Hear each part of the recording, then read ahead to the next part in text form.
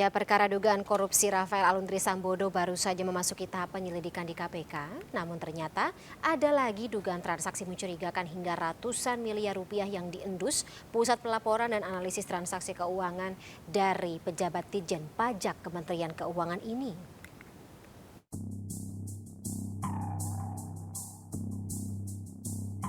Imbas bergulirnya harta Rafael Aluntri Sambodo yang dinilai mencurigakan, Pusat Pelaporan dan Analisis Transaksi Keuangan (PPATK) mengendus adanya dugaan pencucian uang. PPATK mengungkap bahwa total uang yang tersimpan dalam puluhan rekening pejabat pajak Direktorat Jenderal Pajak Rafael Aluntri Sambodo mencapai 500 miliar rupiah yang sudah diblokir. Adapun rekening yang diblokir terdiri dari rekening pribadi Rafael, istrinya, serta putranya Mario Dandi Satrio, dan perusahaan atau badan hukum. Pemblokiran ini berkaitan dengan indikasi pencucian uang yang dilakukan Rafael lantaran ada transaksi di luar kewajaran. Sebelumnya KPK telah memulai penyelidikan kasus dugaan korupsi terkait LHKPN senilai 56,1 miliar milik Rafael Aluntri Sambodo yang dilaporkan pada 2021 dan dinilai tidak wajar. Lakukan pemeriksaan dan klarifikasi secara berkala gitu ya terhadap laporan harta dari penyelenggaraan negara yang dilaporkan KPK yang kemudian dinilai tidak wajar. Ataupun bisa juga dilakukan pemeriksaan untuk kebutuhan tertentu gitu ya. Sementara pekan lalu mantan Kepala Bagian Umum Kantor Wilayah Ditjen Pajak Jakarta Selatan, Rafael Aluntri Sambodo memenuhi panggilan KPK. Rafael telah memberikan klarifikasi terkait harta kekayaannya sebanyak 56 miliar kepada KPK. Tim Liputan iNews melaporkan. Ya, sementara itu Pusat Pelaporan dan Analisis Transaksi Keuangan atau PPATK membekukan puluhan rekening bekas pejabat Direktorat Jenderal Pajak Rafael Aluntri Sambodo dan keluarganya. Pembekuan rekening ini dilakukan karena Rafael dan keluarganya terindikasi memiliki transaksi tidak wajar. Tidak hanya rekening milik Rafael, PPATK juga memblokir rekening Mario Dandi Satrio, pelaku penganiayaan anak petinggi GP Ansor yang bernama David Ozora, beserta anggota keluarga lainnya. Menurut PPATK, puluhan rekening milik keluarga Rafael ini memiliki nilai transaksi lebih dari 500 miliar rupiah. Selain rekening keluarga Rafael, rekening milik seorang konsultan pajak yang terindikasi pencucian uang Rafael ini turut diblokir.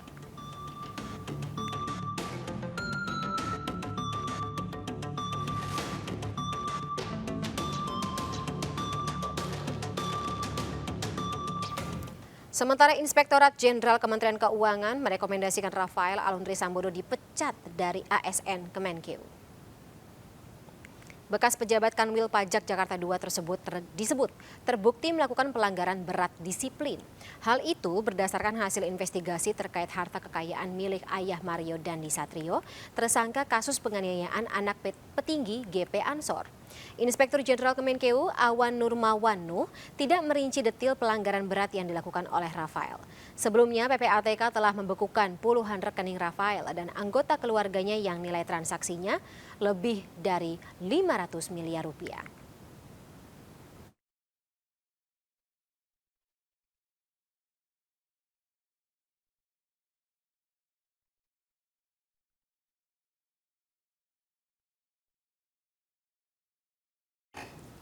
Ya, Pusat Pelaporan dan Analisis Transaksi Keuangan atau PPATK memblokir 40 lebih rekening milik mantan pejabat Dirjen Pajak Kemenkeu, Rafael Aluntri Sambodo. Tidak hanya Rafael sendiri, tapi juga keluarganya serta orang-orang yang diduga terlibat dalam kasus atau dugaan kasus money laundering atau TPPU. Hal ini merupakan tindak lanjut pemeriksaan yang dilakukan oleh PPATK dan KPK terkait analisis transaksi keuangan yang mencurigakan beberapa pegawai lembaga keuangan yang menjadi sorotan akhir-akhir ini. Sebelumnya kami juga sudah mencoba mengundang pihak Kementerian Keuangan untuk mendapat insight terkait dengan langkah kementerian dalam menghadapi pemeriksaan yang melibatkan anak-anak buah dan beberapa di antaranya juga sudah menjadi mantan anak buah. Tetapi Kemenkeu mengatakan akan melakukan konferensi pers besok membahas hal ini. Jadi kita bahas malam hari ini bersama dengan para narasumber yang sudah hadir via sambungan Zoom dalam MNC News Prime. Ada Pranata, Humas PPATK, Nasir Konga, kemudian Komisioner KPK periode 2015 hingga 2019 Saud Situmorang, dan pakar tindak pidana pencucian uang Yunus Hussein. Selamat malam Bapak-Bapak, saya sapa terlebih dahulu. Selamat malam Mbak Fani, apa kabar? Baik, baik. Bapak sendiri apa kabar? Sehat Mbak Fani. Baik. Kabar baik. Ya, saya harap semuanya berada dalam kondisi baik ya, karena memang pekerjaan kita akan panjang ke depannya dalam mengawal transparansi transaksi, kemudian juga rekening para pejabat negara ini. Tapi saya mau ke Pak Nasir terlebih dahulu. Pak Nasir, atas dasar apa pemblokiran pemblokiran rekening ini dilakukan? Tidak hanya untuk Rafael Aluntri Sambodo, tetapi juga keluarganya ikut kena. Ya tentu ada indikasi tindak pidana pencucian uang ya Mbak Fani. Lalu kemudian dari hasil analisis, hasil pemeriksaan yang dilakukan oleh PPATK disampaikan kepada penyidik, dalam hal ini KPK. Nah, bagaimana misalnya PPATK menentukan seseorang itu terindikasi melakukan tindak pidana pencucian uang? Sebelumnya saya ingin jelaskan ke Mbak Fani dan pemirsa yang ini sih, PPATK itu pertama menerima laporan yang disebut dengan laporan transaksi keuangan mencurigakan. Nah, ini disampaikan oleh penyedia jasa keuangan seperti bank, insurans, pasar modal, dan lain-lain. Juga menerima laporan dari penyedia barang dan jasa, ya, properti, agen properti, dan lain-lain, juga termasuk profesi yang menyampaikan laporan transaksi keuangan mencurigakan. Juga transaksi keuangan tunai di atas 500 juta. Lalu PPATK juga menerima laporan pembawaan uang tunai, baik ke dalam maupun ke luar negeri senilai... Ada berapa? Halo, Mbak Fani? Ya, monggo, Pak Nasir ada suara masuk, tapi saya tidak tahu dari saluran Pak Nasir, Pak Yunus, atau Pak Saud ya? Nah, yang lain Mbaknya pada. Oke Mbak ya, saya teruskan ya. Selain monggo. laporan transaksi keuangan mencurigakan, PPATK juga menerima laporan transaksi keuangan tunai di atas 500 juta per hari. Juga menerima laporan pembawaan uang tunai 100 juta atau lebih atau ekivalen dengan itu, baik ke dalam maupun ke luar negeri, yang kita ketika melakukan itu kan harus ini ke Bea Cukai, lalu kemudian Bea Cukai yang disampaikan kepada PPATK. Nah, dari kasus yang terkait dengan terduga pejabat pajak ya, mantan pejabat pajak itu, kita temukan ada 40 rekening dengan kita nilai lebih dari 500 miliar. Itu terkait dengan para terduga itu sendiri maupun keluarga dan pihak lainnya, termasuk ada badan hukum di dalamnya. Oke, Pak Nasir, Begitu, saya Mbak potong Fani. dulu. Pak Nasir, baik, nggak usah dipotong juga sudah selesai ternyata. Jadi 40 rekening ini milik Rafael Aluntri Sambodo, kemudian juga keluarganya dan juga orang-orang yang ada di sekitarnya, dan transaksi nilai sebesar 500 miliar rupiah tersebut dari satu rekening aja atau digabung semuanya mencapai total 500 miliar rupiah? Ya, jadi dari rekening terduga dan para pihak terkait tadi ya. Oke. Ada keluarga, ada badan hukum, dan pihak-pihak lainnya itu. Baik. Jadi juga menggunakan rekening-rekening orang yang terlibat atau katakanlah dekat dengannya. Pak Saud, Anda cukup kagetkah dengan modus seperti ini atau memang sejak Anda menjabat sebagai komisioner KPK, praktek seperti ini sudah sangat cukup common dilakukan oleh pejabat negara? Ya enggak lah, enggak kaget kan. Awal tahun kemarin kan PPATK sudah expose juga ada 183 triliun yang aneh-aneh. 183 triliun Desember, tolong nanti Pak Nasir saya di cross check kalau salah tuh. Iya, itu awal tahun diumumkan seperti itu. Jadi saya nggak aneh. Cuman rasanya anehnya kok KPK-nya lambat banget, itu aja anehnya. Apa yang menjadi kendala KPK sih sehingga sampai dianggap lambat banget dalam menelusuri? Ya katakanlah ini sudah ada laporan dari PPATK bahkan. Pengalaman saya kalau terima laporan dari PPATK itu kan itu barangnya sudah matang semua gitu. Artinya kalau kita bicara pasal 69 itu kita nggak perlu predicate crime. Kalau dia penyelenggara negara, apakah itu aparat penegak hukum dan seterusnya, ya tentulah dia predicate crime-nya nggak mungkin dia dari dagang narkoba gitu, jadi lain. Ya pasti dari hasil korupsi gitu loh. Kalau dia petugas pajak pasti hengki-pengki dari tax officer dengan taxpayer ya. Jadi itu sederhana sebenarnya gitu, Mbak. Kalau sesederhana itu Pak Saud gitu dan KPK juga sebenarnya kan sudah bisa bergerak ya untuk ya katakanlah menelisik. Lagi-lagi yang saya pertanyakan adalah yang membuat KPK sulit bergerak ini atau apa ya namanya daya geraknya dibatasi itu karena apa? Ya pengalaman sih paling-paling di kolektif kolegialnya. 5 pimpinan berlima itu seperti apa memutuskannya. Oh, Dulu kan sebelumnya saya pernah menerima dari PPATK itu malah almarhum Ki Agus tuh nanya, mana itu laporan yang saya kasih kok sama KPK didiemin. Bahasanya nggak kayak gitu, tapi saya karena pernah di diplomasi sih sebenarnya nanyanya kayak gitu gitu. Itu mana yang gua kasih-kasih kok nggak lu dikerjain. Kalau saya lihat memang yang lamanya itu adalah di kolektif kolegialnya. Baru kemudian teman-teman di penyelidikan juga sering beranggapan itu dianggapnya masih awal. Padahal itu yang dari PPATK kan sudah barang matang semua. PPATK juga nggak cari-cari kesalahan. Mereka sumber informasinya jelas. ya fakta Ya sudah kan dari terbuka. undang-undang. Terus kemudian dari perbankannya juga jelas. Di cross check ulang.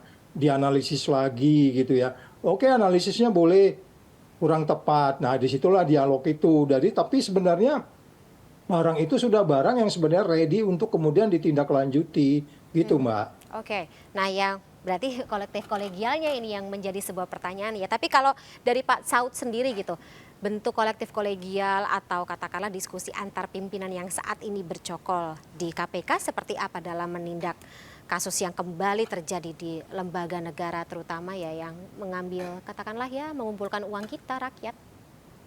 Iya, jadi sekali lagi kalau mereka di situ punya pandangan kan kemarin ke media juga ada satu pimpinannya ngomong, kita belum bisa pastikan siapa tahu itu hasilnya dari narkoba. Nah loh, ya nggak mungkin lah dari narkoba dia orang dia apa namanya PNS gitu kan. Kalaupun dari narkoba itu udah perlu kita dalemin lagi lah bisa gitu. Tapi kalau kita curiga dari narkoba tinggal telepon Pak Nasir aja, Pak Nasir ini transaksi dari mana? Itu udah kejawab semua itu, sederhana sebenarnya. Dan tadi udah dijelasin, ya kan sampai detail-detailnya. Kalau masuk dari si A, uang dari si A ini berapa, kemudian dipakai kemana lagi, keluar masuknya kan sudah jelas. Jadi sekali lagi, udahlah, marilah kita akhiri yang menganggap bahwa kerjasama ini dibatasi oleh cara berpikir kita yang selalu kadang-kadang bertahan dari prinsip kita.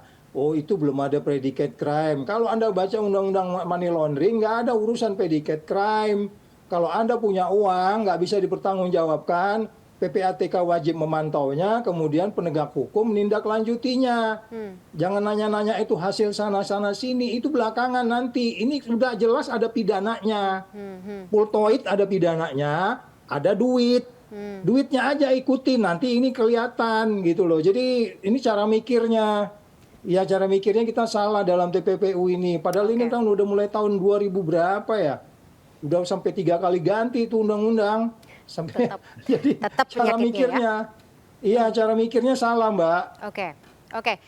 Pak Yunus, sebagai mantan PPATK juga, apakah Anda setuju dengan tadi pendapat Pak Saud gitu bahwa karena cara berpikir yang salah inilah yang menjadi kerangkeng untuk penindakan TPPU dan bahkan ini juga jadi menjadikan ya pejabat negara gitu tidak ada kapok-kapoknya dalam melakukan tindak pidana ini. Pak Yunus.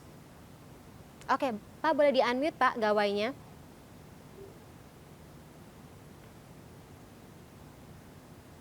Pak Yunus? Bapak suaranya belum terdengar. Oke. Udah Oke, terdengar ya? monggo Pak Yunus sudah cukup jelas. Jadi saya menduga kenapa agak lambat ditangani kasus ini, ada sedikit persamaan persepsi tidak sama antara PPATK dan KPK, terutama di dalam menyikapi laporan hasil analisis. Kalau LHKPN jelas dia merupakan self assessment dari si pejabat, murni dia buat. Kalau LHA itu dibuat oleh ahli yang sudah di training untuk melakukan analisis transaksi keuangan untuk mencari hasil-hasil tindak pidana. dia pakai laporan-laporan, ada 6 macam laporan, ada database, ada LHKPN juga dipakai, bisa data dari luar negeri. Jadi boleh dibilang sudah setengah matang.